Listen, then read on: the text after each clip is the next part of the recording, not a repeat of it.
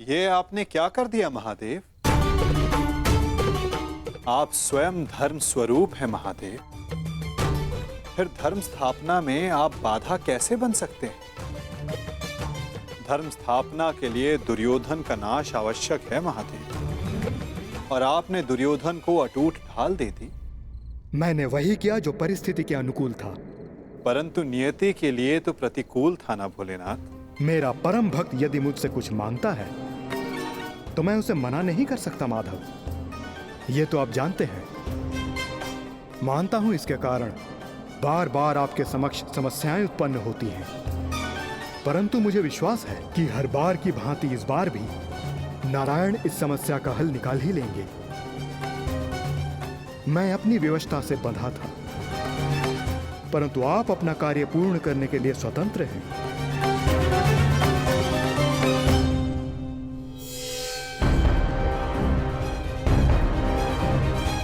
नियति के अनुकूल पर नीति के प्रतिकूल।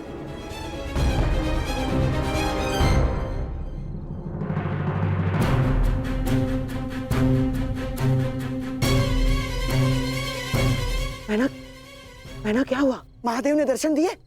बहना बता। गांधारी।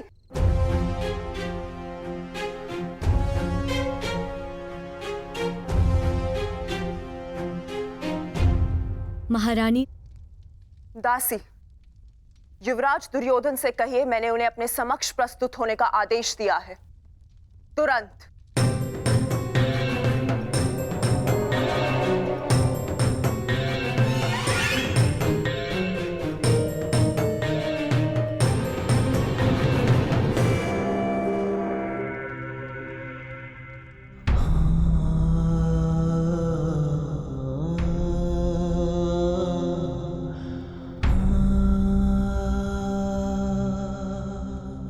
तुम्हारी मृत्यु का प्रतिकार मैं एक एक से लूंगा मित्र, और पांडवों को छोड़ूंगा नहीं। उन्हें तुम्हारे साथ किए गए अन्याय का प्रतिकार चुकाना होगा मित्र।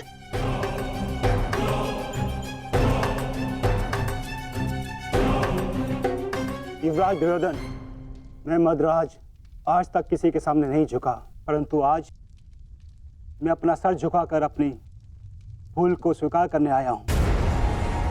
मद्राज, चक्र निकालने में मेरी सहायता कीजिए। तुम भूल रहे हो अंगराज, तुम सूत पुत्र हो, तुम स्वयं अपने रथ का चक्र निकालो। मद्राज, मुझे मेरा विजय धनुष दीजिए। नहीं अंगराज, मैं तुम्हारी आज्ञा का पालन नहीं करूंगा।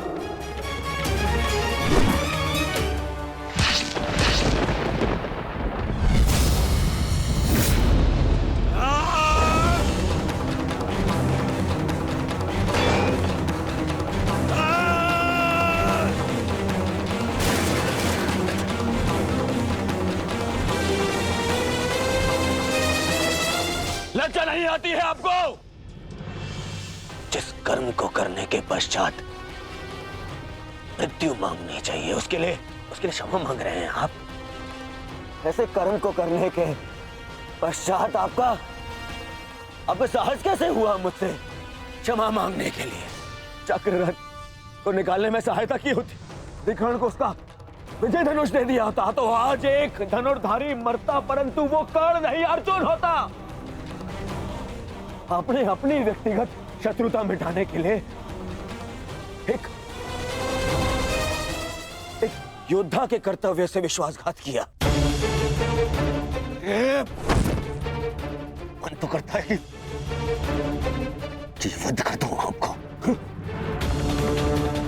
और आप जानते हैं क्या मद्रराज, ये आपका झुका हुआ सर, ये आपके लिए सबसे बड़ा दंड है।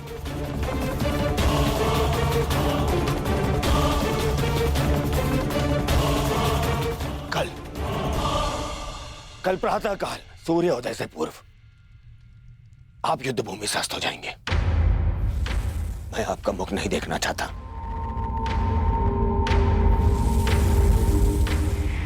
मैं कर्ण की मृत्यु का प्रतिशोध लेना चाहता हूं युवराज।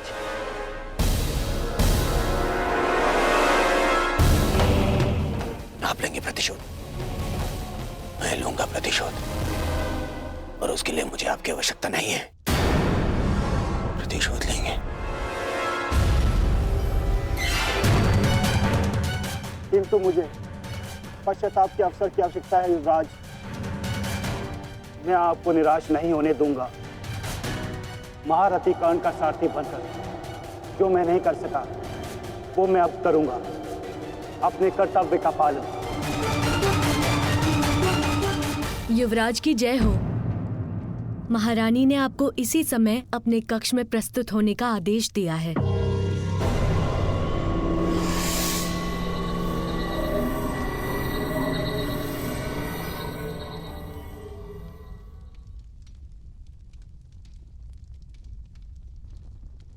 पिताश्री, माता ने यूं अचानक मुझे स्मरण क्यों किया?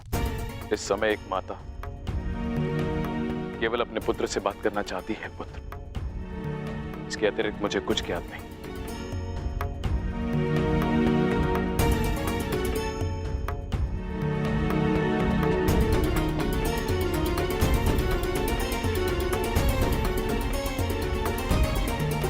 प्रणिपात माता, आपने मुझे स्मरण किया।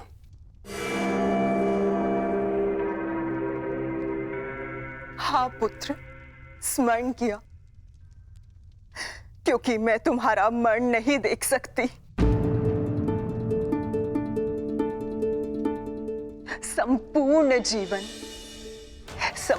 जीवन तुम्हें केवल एक ही पीड़ा थी ना, कि तुम्हारी माता ने तुम्हें एक बार भी नहीं देखा।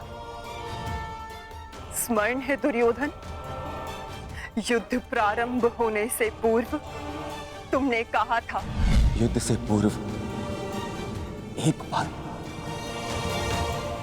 बस एक बार मुझे अपनी दृष्टि से देख लीजिए माता। आज मैं अपनी और तुम्हारी इच्छा पूर्ण करना चाहती हूँ दुर्योधन। आज मैं तुम्हें देखना चाहती हूँ पुत्र। सच माता, किंतु माता, अब जो मैं करने जा रही हूं उसके पश्चात तुम युद्ध जीतो या ना जीतो, परंतु मेरी ममता हार से बच जाएगी। मैं कुछ समझा नहीं माता। अब मैं तुम्हें जो कहने जा रही हूं पुत्र, उसे ध्यानपूर्वक सुनना और आज्ञा अनुसार ही पालन करना।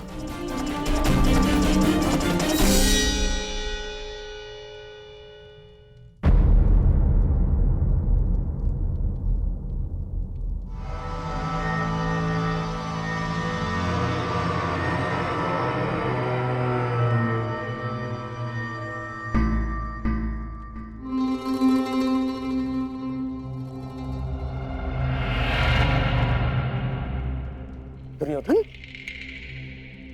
क्या हुआ? क्या कहा गांधारी ने?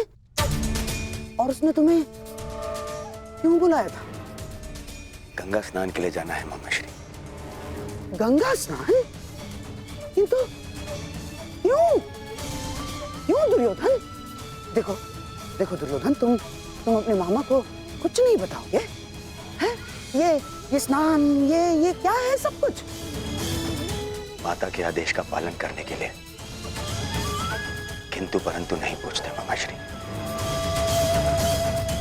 मैं भी तुम्हारे साथ चलता हूं।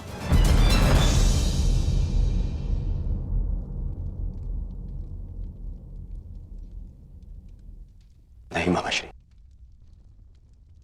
ये यात्रा मुझे अकेले करनी है।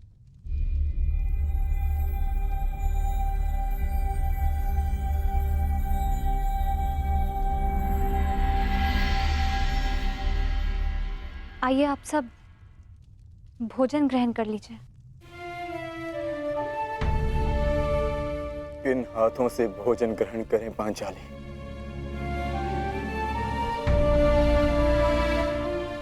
इन हाथों से जो अपने ज्येष्ठ के रक्त से रंगे हुए हैं।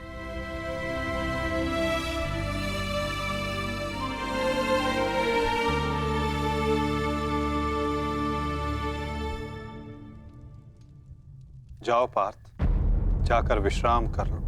कल प्रातः पुनः युद्ध प्रारंभ होगा और उस युद्ध के लिए सज्ज रहना होगा तुम्हें।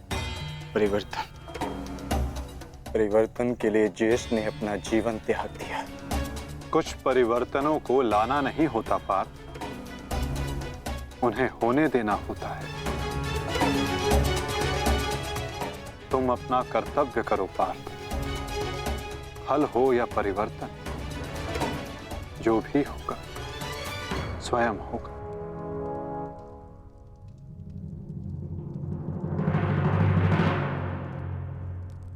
आप कहां जा रहे हैं माधव? कुछ परिवर्तन ऐसे होते हैं पार्थ जिनमें सहायता करना धर्म होता है और कुछ ऐसे जिनमें बाधा डालना आवश्यक। मैं समझा नहीं माधव। समझने की आवश्यकता भी नहीं है पार्थ।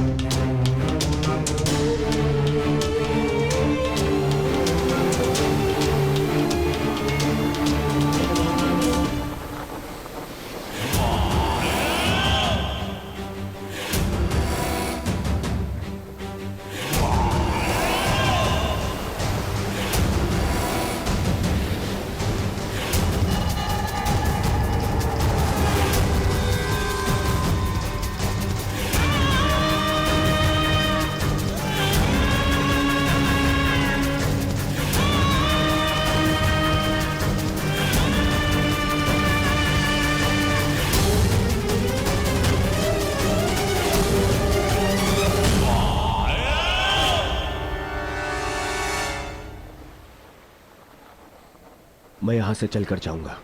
क्षमा करना युवराज, किंतु माताश्री का आदेश है। मुझे पूर्णतः निर्वस्त्र होकर उनके समीप जाना है। परंतु यहां से महल तक का मार्ग बहुत लंबा है प्रभु। आपको कुछ पहनना होगा। अगर प्रजा की दृष्टि में आए तो राजवंश उपहास का भाजन बनेगा।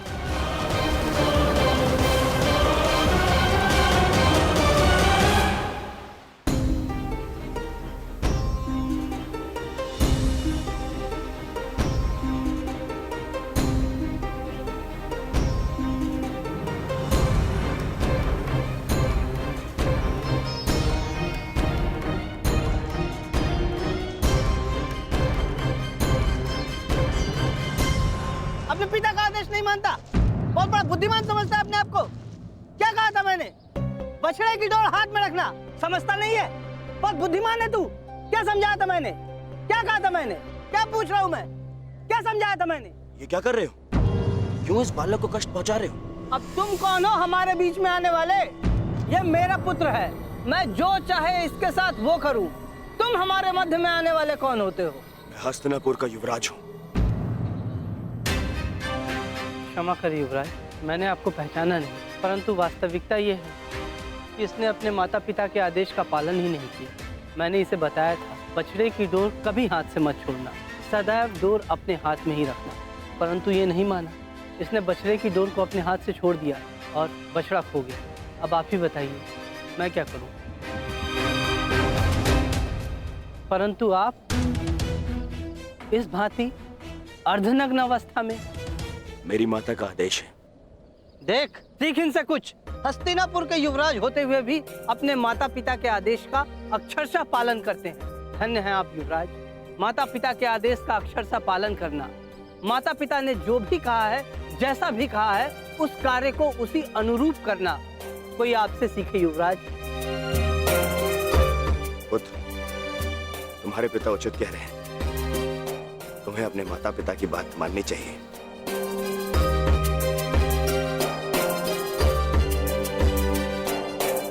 माता पिता के आदेश का अक्षरशः पालन करना, माता पिता ने जो भी कहा है, जैसा भी कहा है उस कार्य को उसी अनुरूप करना कोई आपसे सीखे युवराज। धन्य हैं आप युवराज।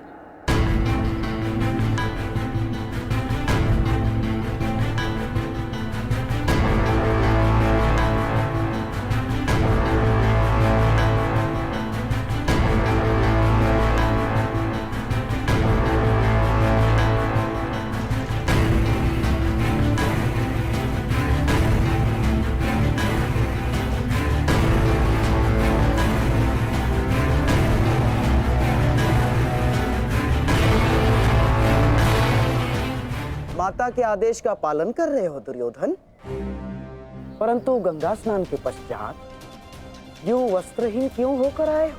माताश्री का आदेश है मामाश्री, निर्वस्त्र होकर आना है। बुद्धिहीन हो दुर्योधन।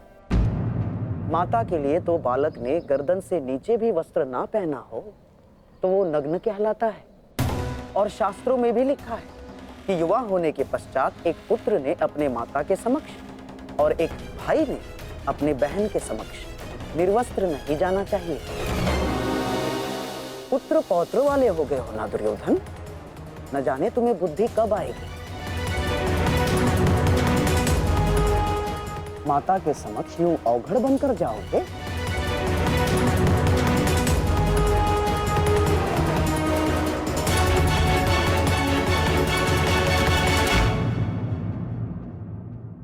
पुत्र वाले हो गए हो ना दुर्योधन, न जाने तुम्हें बुद्धि कब आएगी।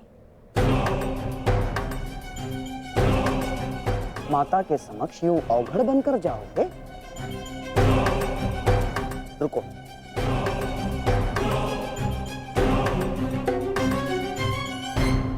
लो, कम से कम इसे अंगवस्त्र बनाकर धारण करो। लो दुर्योधन।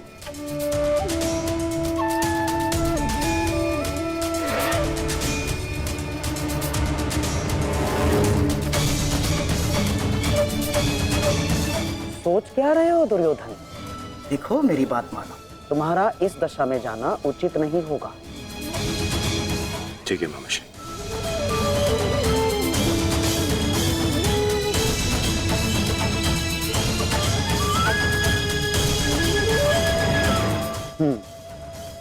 अब जाओ और अपनी माता के आदेश का पालन करो।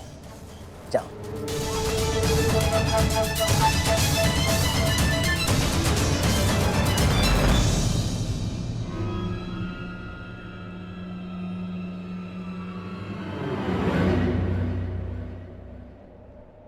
कहां से आ रहे हैं युवराज? तुम यहाँ क्या कर रहे हो वासुदेव? और इससे तुम्हें क्या कि मैं कहां से आ रहा हूं? मेरा कुछ नहीं युवराज, परंतु जब आपकी माता ने अपने समक्ष आपको नग्न अवस्था में आने का आदेश दिया है, तो फिर आप ये पहनकर क्यों जा रहे हैं? उस अवस्था में जाइए जिस अवस्था में आपको आपकी माता ने बुलाया है।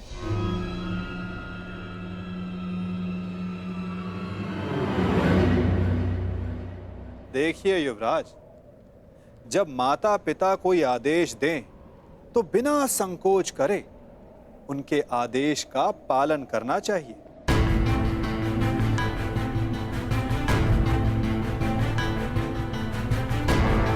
किंतु तुम्हें माता के आदेश के बारे में किसने बताया?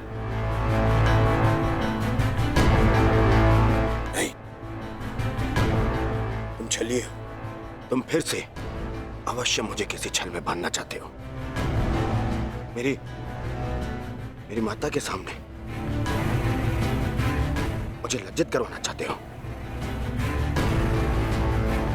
नहीं वासुदेव, नहीं, मैं अब तुम्हारे किसी भी छल में नहीं आने वाला। चले जाओ यहां से। मैं तुम जैसे छलिए की एक बात नहीं मानूंगा।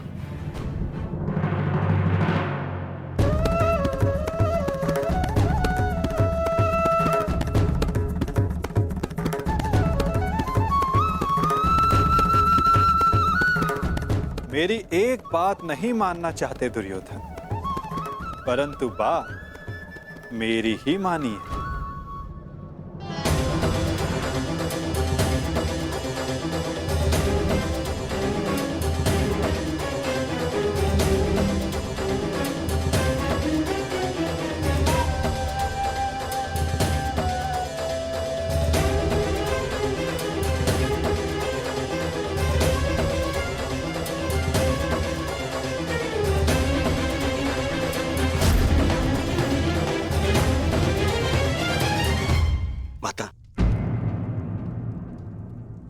मैं आपके आदेश अनुसार गंगा स्नान करके आ गया माता।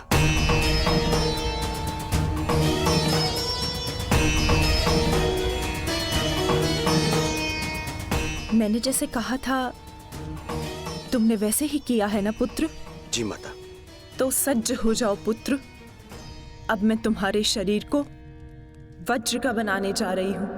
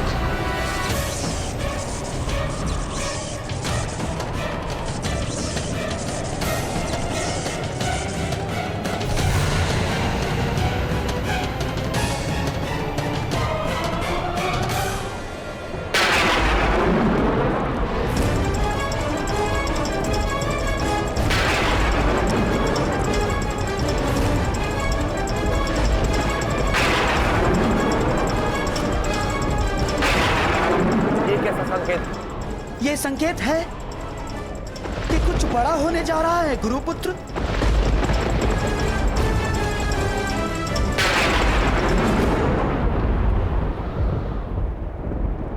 ये सब क्या हो रहा है आर्य? आपके गांडीव से ये स्वर कैसा? ये स्वर गांडीव की प्रत्यंचा का नहीं है पांचाली, मेघ गर्जन का है। परंतु कुछ समय पहले तक आकाश में ऐसा कोई संकेत नहीं था। मुझे भी समझ नहीं आ रहा है। जैसे आकाश में वज्र खड़क रहा हो और प्रतीत होता है कि इंद्रदेव की दृष्टि टेढ़ी हो गई है।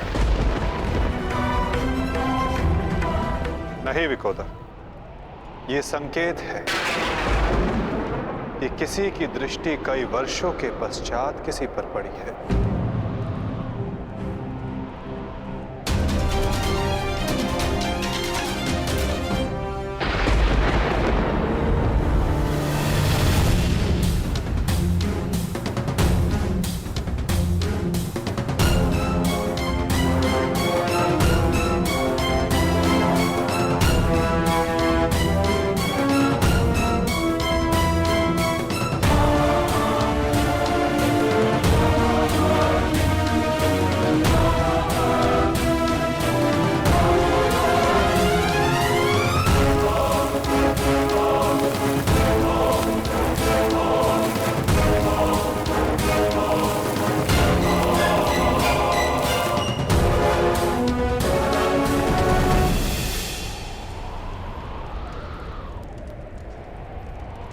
मेरा मंतव्य पूर्ण हुआ पुत्र। अब कोई तुम्हारा वध नहीं कर पाएगा। महादेव के आशीर्वाद और मेरे तप के प्रभाव से तुम्हारा संपूर्ण शरीर वज्र का हो गया है। जिसे क्षति पहुंचाना असंभव है।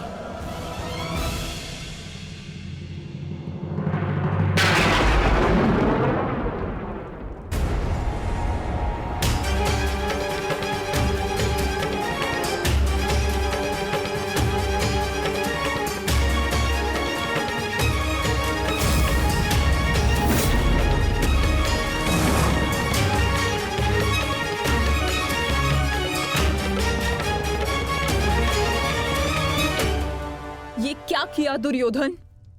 मैंने तुम्हें निर्वस्त्र होकर मेरे समक्ष प्रस्तुत होने का आदेश दिया था, तो तुम क्यों ये अंतर्वस्त्र पहनकर आए? माताश्री, बहना, क्या हुआ? क्या हुआ? क्या हुआ बहना? महादेव के वरदान का उपयोग करने के लिए मैंने दुर्योधन को निर्वस्त्र मेरे समक्ष प्रस्तुत होने का आदेश दिया था, ताकि इसका सारा शरीर वज्र का बन जाए। परंतु ये क्यों किया दुर्योधन? ऐसा क्यों किया?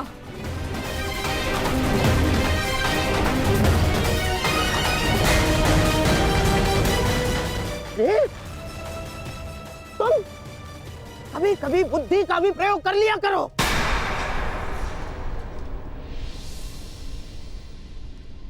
क्या कह रहे हैं मामाश्री?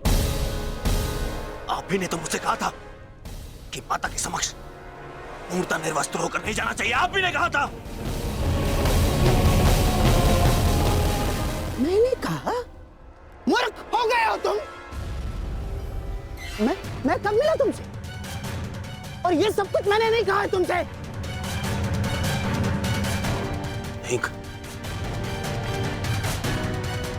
यदि आप मुझसे नहीं मिले तो वो कौन था?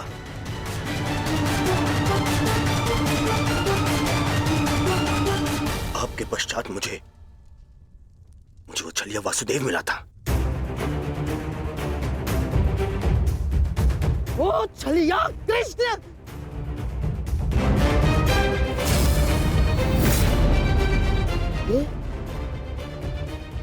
ये सब उस छलिए का किया धरा है दुर्योधन। मैं यहाँ से चलकर जाऊंगा, माताश्री का आदेश है। परंतु यहाँ से महल तक का मार्ग बहुत लंबा है प्रभु, आपको कुछ पहनना होगा। परंतु आप इस भांति अर्धनग्न अवस्था में? मेरी माता का आदेश है। माता पिता के आदेश का अक्षरशः पालन करना कोई आपसे सीखे युवराज। माता के समक्ष यूं अवघड़ बनकर जाओगे? लो, इसे अंगवस्त्र बनाकर धारण करो। जब आपकी माता ने अपने समक्ष आपको नग्न अवस्था में आने का आदेश दिया है, तो फिर आप ये पहनकर क्यों जा रहे हैं? उस अवस्था में जाइए जिस अवस्था में आपको आपकी माता ने बुलाया है।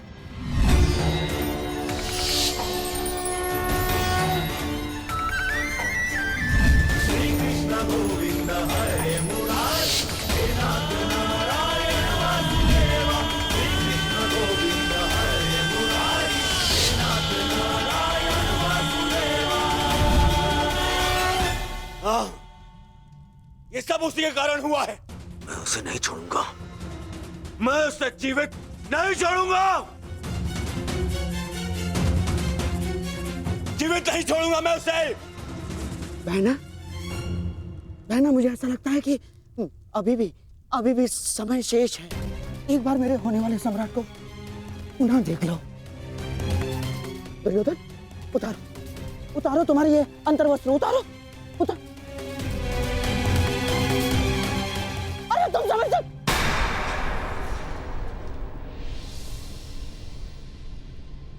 कुछ नहीं बचा अब, कुछ नहीं बचा।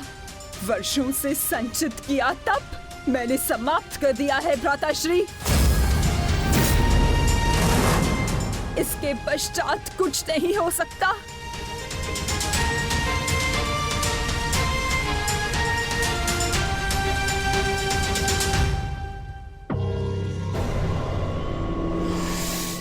माता, मुझे क्षमा कर दीजिए, परंतु जितना आपने दिया वो पर्याप्त है। माता, मेरे मित्र का प्रतिशोध लेने के लिए, उन पांडवों का अंत करने के लिए इतना भी पर्याप्त है माता। कमर से ऊपर सब कुछ वज्र का बन गया है माता, और नियम अनुसार भीम कमर से नीचे गदावार नहीं कर सकता।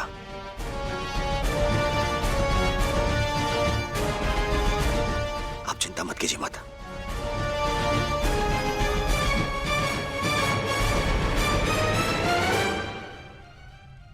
मुझे मेरे युद्ध के लिए सज्ज होना है। मुझे आज्ञा दीजिए माता। मैं वचन देता हूं कि मैं आपके इस आशीर्वाद को व्यर्थ नहीं जाने दूंगा। प्रणिपात माता। विजयी भव पुत्र, अवश्य ही तुम्हारी विजय हो।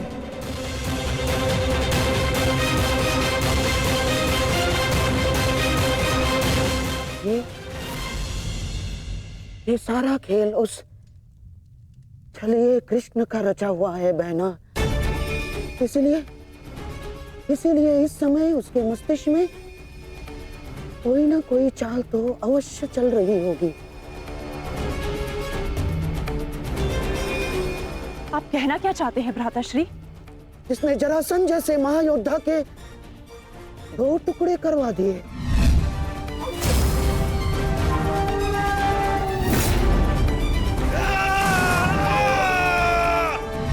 जिसने महामहिम भीष्म को उस शिखंडी का सहारा लेकर शरशैया पर लिटवा दिया,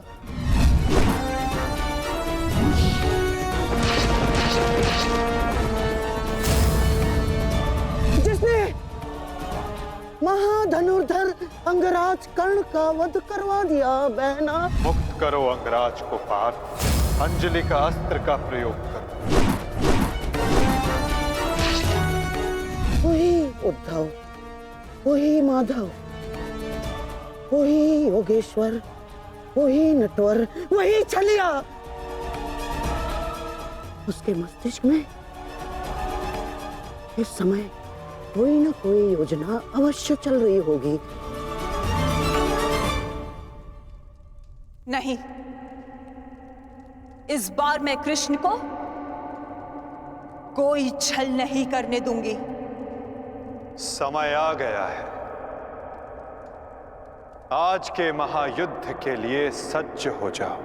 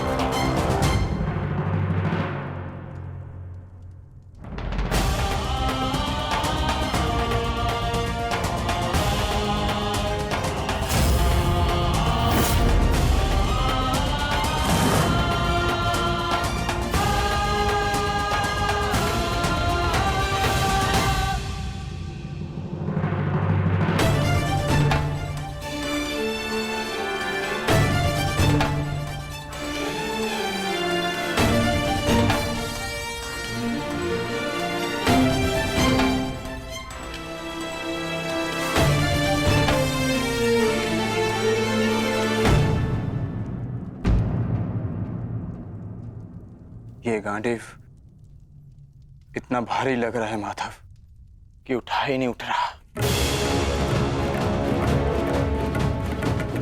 हाँ माधव, ज्येष्ठ की मृत्यु के पश्चात शस्त्र भारी हो गए हैं।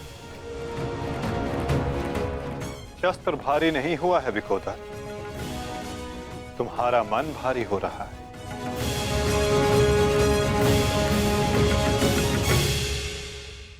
शस्त्र भारी नहीं हुआ है विकोदर, तुम्हारा मन भारी हो रहा है। मन को हल्का करो, भुजाओं में बल स्वतः आ जाएगा।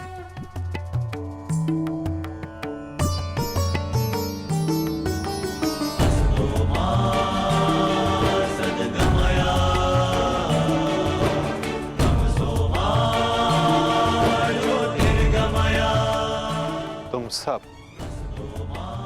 अपने ज्येष्ठ कर्ण के लिए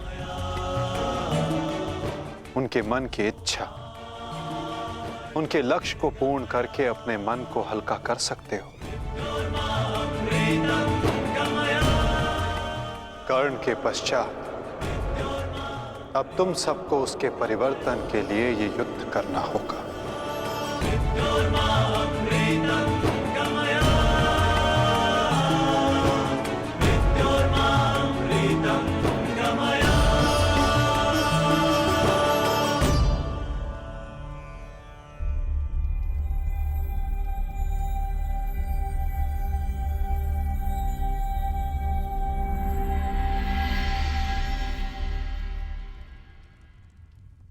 तुम्हारे ज्येष्ठ कर्ण का लक्ष्य उचित था, किंतु मार्ग अनुचित था, इसलिए वो पूर्ण ना हो सका।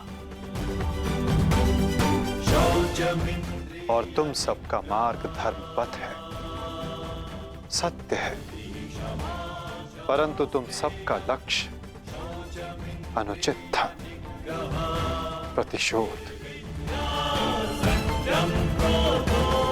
अब उचित मार्ग पे चलकर उचित लक्ष्य के लिए युद्ध करो, परिवर्तन के लिए युद्ध करो, और यही तुम्हारे ज्येष्ठ कर्ण के लिए सत्य में उचित श्रद्धांजलि होगी।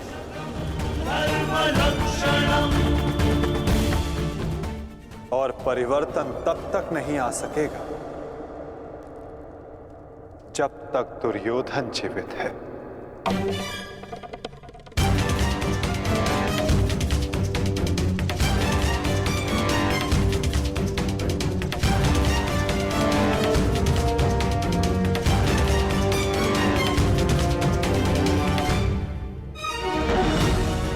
कर्ण के पश्चात अब भी युद्ध भूमि में कुछ अपने हैं जो तुम सब के विरुद्ध खड़े होंगे। कर्ण का शरीर भले ही नष्ट हो गया हो, परंतु कर्ण की आत्मा, कर्ण की सोच अभी भी जीवित है, और ये सोच बहुत कुछ जीवित कर देती है।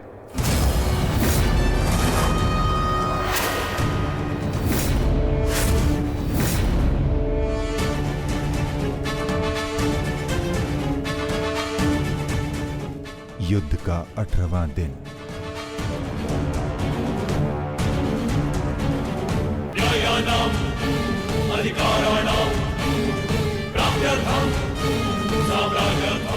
कर्ण उस दीपक की भांति है जो बुझने से पूर्व दूसरे दीपक को प्रकाश दे जाता है और फिर उस प्रकाश में लौट कर आता है।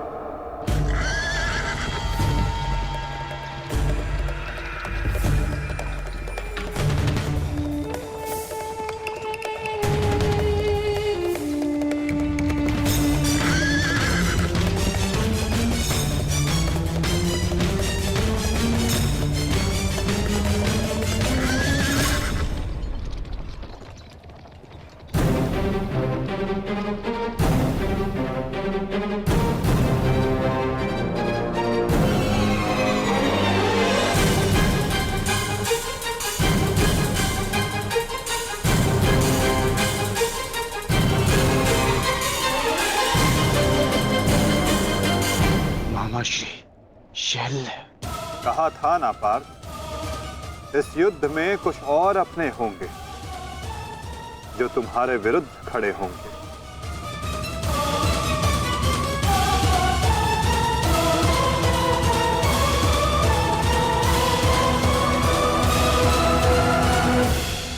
मैं जानता हूं मैं अंगराज नहीं बन सकता, परंतु मद्राज की साहस का दर्शन अवश्य होगा। मैं वचन देता हूं, जो मैं सारथी बन के नहीं कर पाया वो अब मैं अपने रथी के रथ पर आरूढ़ होकर अवश्य करूंगा। ये मेरा वचन है। मैं वचन देता हूं कि आज का दिन सदा स्मरण रखा जाएगा। न बंधु न सखा, न बहन न कोई भांजा, आज शल्य के लक्ष्य में कोई बाधा नहीं बनेगा। आज शल्य प्रायश्चित करेगा एक महान योद्धा के मृत्यु के सहायक होने के अपराध में। आज शल्य प्रायश्चित करेगा अपने अपराध का।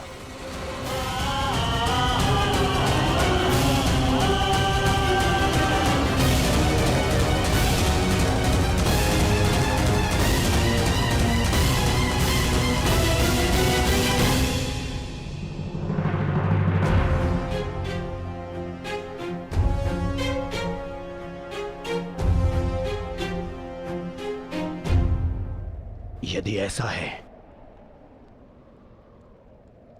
तो आज साथ मिलकर लड़ेंगे शैल्य। आओ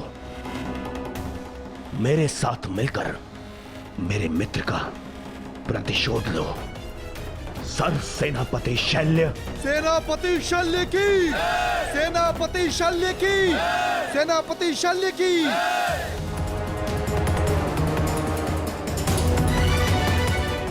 आज तुम बाण होगे और मैं ढाल।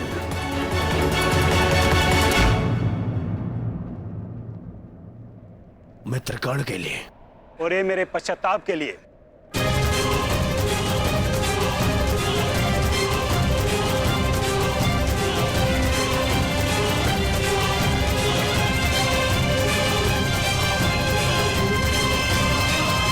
आक्रमण! आक्रमण!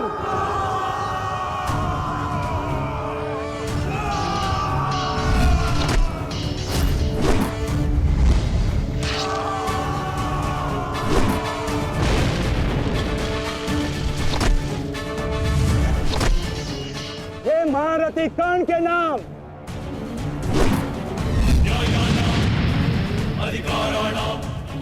ये मित्रकर्ण के लिए।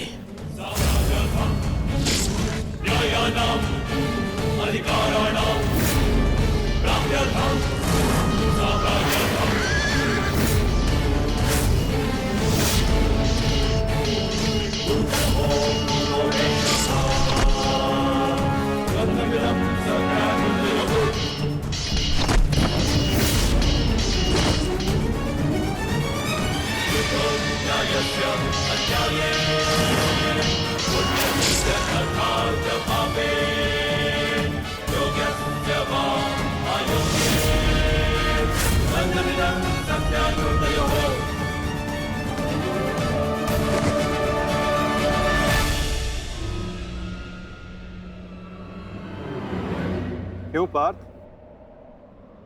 क्या कर पाओगे मद्रराज शैल्य के बल का सामना? रथ को मद्रराज और दुर्योधन की ओर ले चलिए माधव।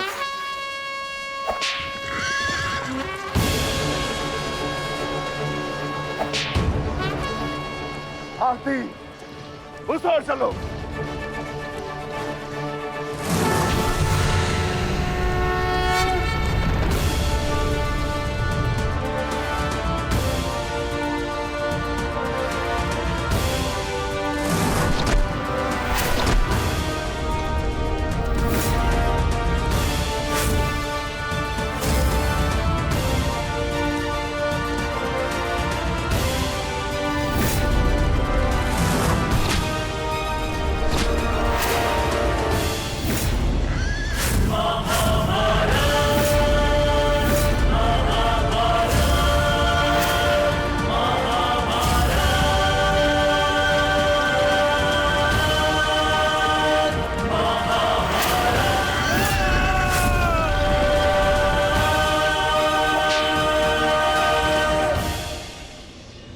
शत्रु पे प्रहार करने पूर्व उसका बल और कौशल दोनों आंख लेना चाहिए। मूर्ख!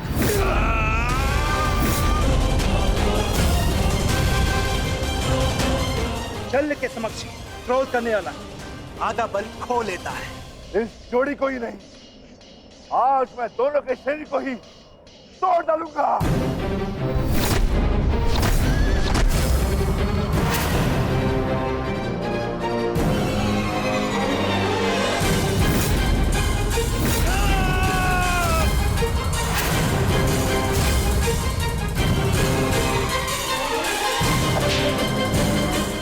निर्बल को हराकर कोई महायोद्धा नहीं हो जाता है मामा श्री शल्य। यदि साहस है तो मुझसे द्वंद कीजिए। भांजा कुछ मांगे तो मामा को दे देना चाहिए, ये उसका कर्तव्य है। और लाड भी, जैसे तुम्हारी इच्छा अर्जुन।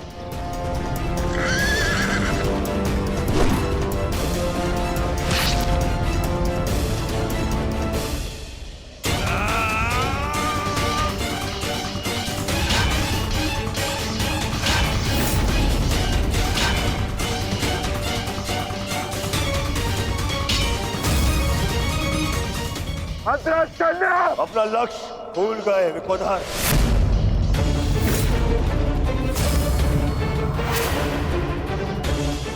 मेरे 99 भाइयों के पश्चात मैं ही तो हूं तुम्हारा लक्ष्य। यार की जब मृत्यु आती है ना तो वो गांव की ओर भागता है। तुम्हें तुम्हारा अंत क्या खींच रहा है दुर्योधन? सावधान दुर्योधन।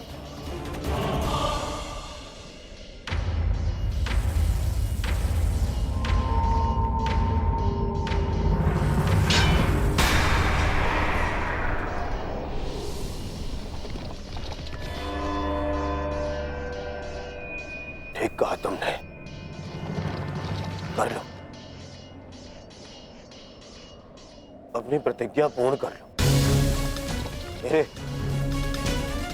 मस्तक को तोड़ दो, दाहर करो मुझ पर विकोधर।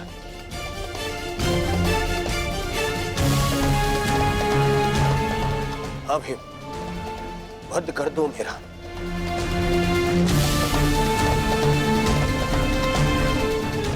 कर लो, अपनी प्रतिज्ञा पूर्ण कर लो। स्मरण करो, वो मैं ही था जिसने सम्राट से भिखारी बना दिया था तुम सबको। स्मरण करो, वो मैं ही था जिसने 12 वर्ष के वनवास में भेज दिया था तुम सबको। वो अज्ञातवास स्मरण करो, वो भी मैं ही था। स्मरण करो, द्रौपदी का वस्त्र हरण, वो भी मैं ही था। और अभिमन्यु का वध, वो भी स्मरण करो, वो भी मैं ही था। मार दो मुझे, अपना प्रतिकार लो, मुझे मार दो। ऐसे भी मेरे 99 भाई और मेरे मित्र के चले जाने के पश्चात अब जीने की इच्छा शेष नहीं है। मार दो, आओ भीम, वध करो मेरा, मार दो।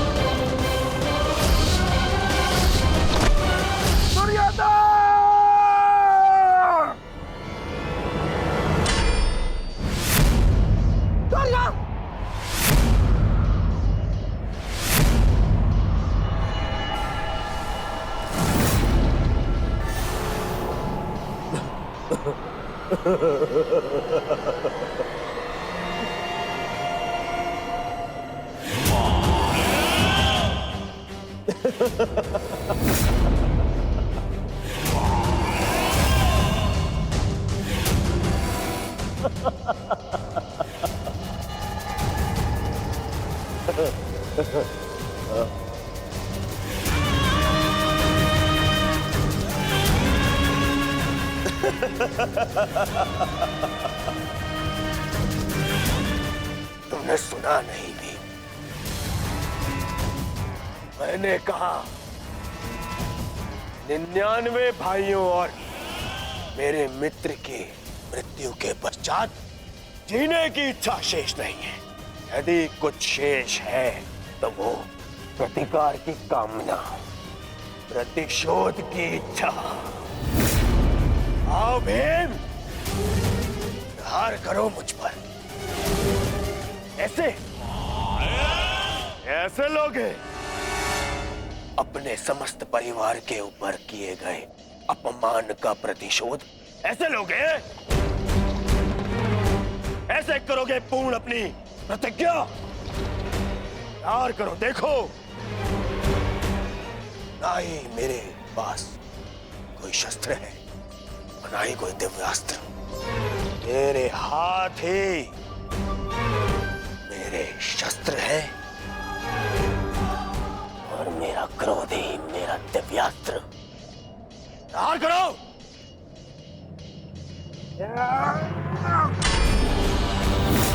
ऐसे नहीं भीम,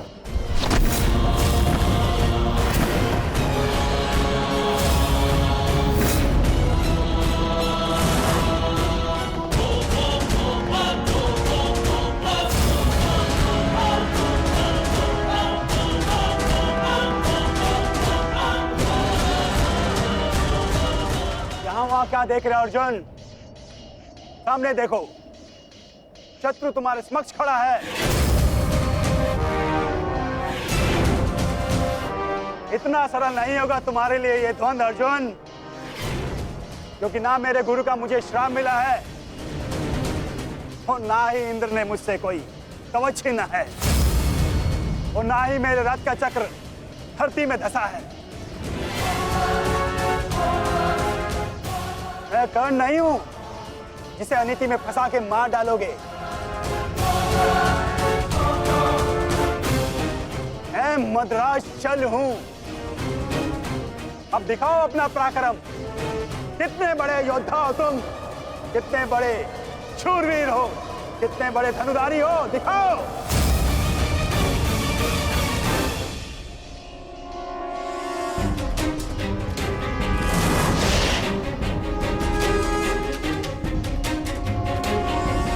स्मरण रखना पार्थ, कभी कभी क्रोध को अस्त्र बना लेना चाहिए। तुम क्रोध में मत उलझो पार्थ, केवल अपने युद्ध पर अपना ध्यान केंद्रित रखो।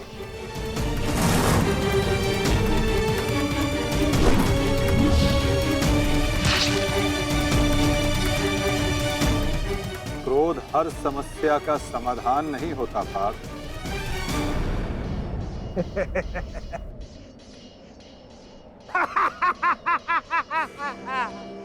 लगता है आचार्य द्रोण ने तुम्हें अधूरी शिक्षा दी है अर्जुन।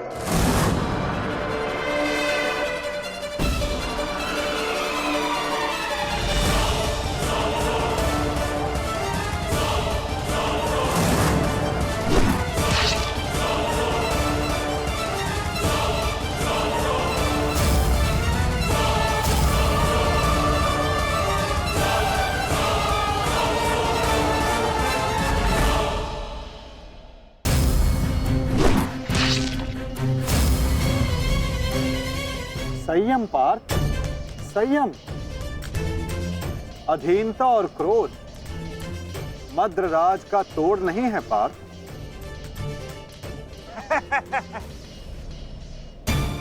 मद्रराज, इस अर्जुन को धनुर्विद्या सीखने का बहुत शौक है। आप इसे धनुर्विद्या सिखाएं।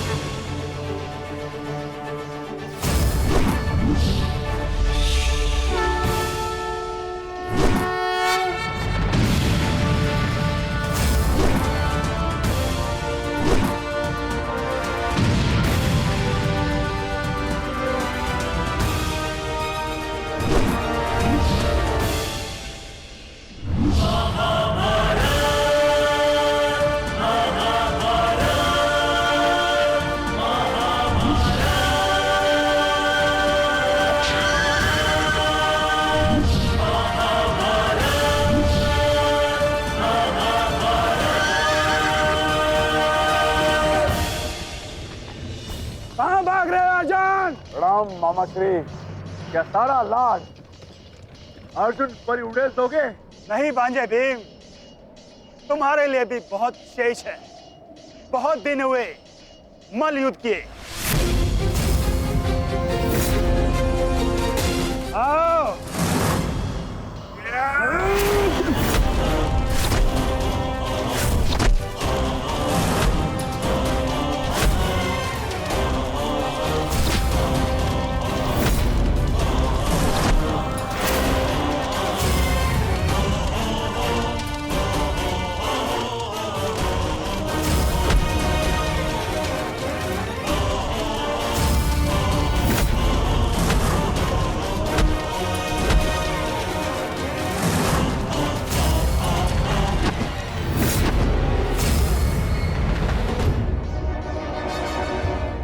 साधो विकोदर भीम, साधो।